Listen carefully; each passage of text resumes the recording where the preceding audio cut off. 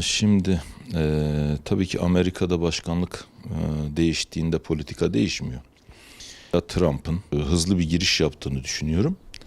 Başkanlığa da ısınamadığını düşünüyorum.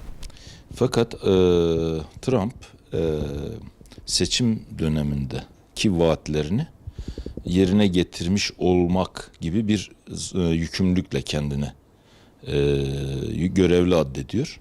İşte o Meksika sınırına duvar örmek gibi bu son aldığı karar gibi bunlar kendi güya kendi seçen hani bununla seçildiğini düşündüğü için kendi seçmenine bu şekilde ya bak işte ben dediğimi yaptıracağım ve bir nevi aslında dediğini yaptırmış olmanın verdiği bir şey var. Kendisi hani sözünde durmuş olduğunu varsayıyor. Fakat bunun sürdürülebilir olmayacağını o da biliyor.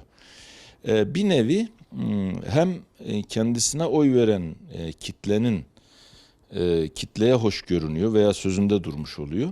Bir de kamuoyunu yokluyor aslında. Dünyadaki tepkileri ölçmeye çalışıyor. Ve bunun sürdürülebilir olmayacağını kendisi de biliyor. Yani yakında göreceğiz yani bunların hepsi geri alınacak kararlardır yani. Bunların şeyi yok. Sürdürülebilirliği yok çünkü. Real politikle uyumlu değil yani. Dünyada biliyorsunuz aslında olayın hani ekonomik boyutları vardır, siyasi boyutları vardır.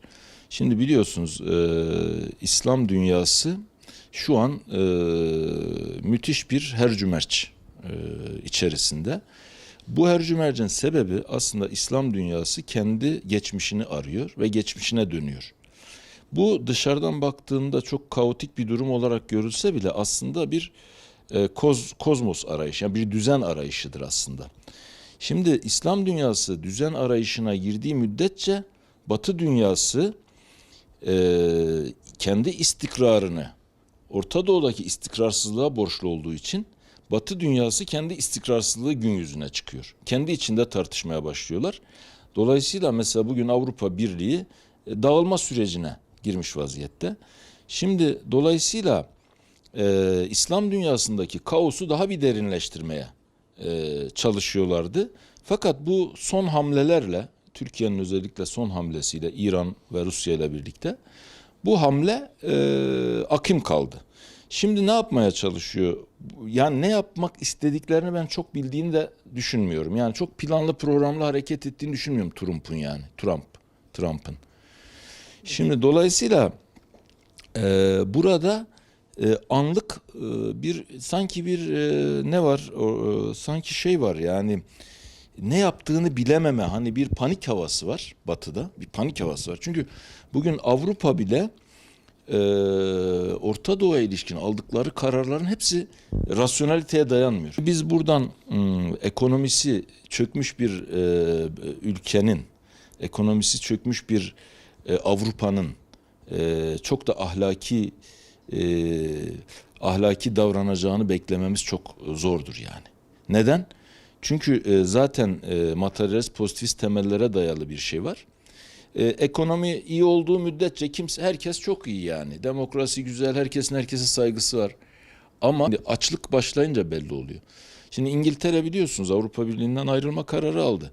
Avrupa Birliği dağılır senaryoları var. Yani hasta adam şu an Avrupa. Yani bir zamanlar Osmanlı'ydı.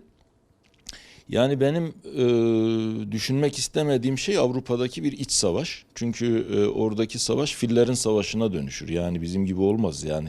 Arada da işte şeyler ezilir yani. Küçük olanlar ezilir yani. Filler kavga eder. Arada küçükler ezilir. Ama Avrupa'nın gidişatı iyi değil. Bu gidişatı kamufle etmek için kendilerine yeni düşmanlar yaratmaya çalışıyorlar. Fakat bu çok aksi teper çünkü o dönem geçti yani. Artık düşman yaratarak var olamıyorsun yani. İnsanları kandırmak o kadar kolay değil yani. Ekonomik sonuçları mesela Amerika için çok yıkıcı olabilir. Amerika için yıkıcı olabilir. En çok Amerika'ya zarar verir. Şimdi düşünün ki Türkiye Amerikan vatandaşlarını içeri almadığını düşün yani.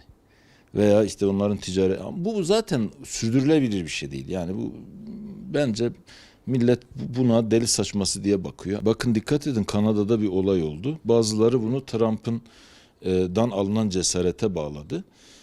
Şimdi bu çok da tehlikeli bir durum. Yani Amerikan vatandaşları bırakın zaten şu an sıkıntılılar. Bırakın Amerika'da yani yurt dışında rahat olamazlar yani. Rahat olamazlar. Çünkü Amerikan nefreti artabilir. Hani kendi içerideki politikayı yani Trump eğer içeride o kendine oy vermiş taraftarları mutlu etmeye çalışıyorsa bütün dünyanın tepkisini çekiyor. Yani şimdi bazen düşünemezler liderler. Mesela diyelim ki burada Türkiye'de bir politika güder. Mesela Kılıçdaroğlu bir laf söyler. Öyle bir laf söyler ki Batı'da bu kendi halkına ihanettir yani. Batı'daki senin vatandaşını zor durumda bırakır yani. Liderlerin çok dikkatli konuşmaları, geleceği hesap etmeleri lazım ki Trump'ın böyle bir kaygı taşıdığını düşünmüyorum yani. Ya Irak'ınkini ciddiye almamak lazım. Çünkü şu an Irak'ta kaç bin Amerikan askeri var yani. Şimdi ne yapacak? Onları kovacak mı yani? Şu an Amerika ile birlikte operasyon yapıyor Musul'da. Şimdi İran öteden beri zaten Amerika ile sıkıntısı var. Mesela de Birleşmiş Milletler'de de Amerika'yı protesto ediyordu İran. İran'a yani farz edelim ki mesela diğer ülkeler de böyle kararlar almaya başlarsa Amerika'nın artık yani dediğim gibi yani bunlar tabii sembolik anlamı var İran'ın. Türkiye de yapabilir bunu yarın. Söylediği tabii ki ciddiye alınacak yani. Sonuçları itibariyle de bunun uzun sürmeyeceğini düşünüyorum yani.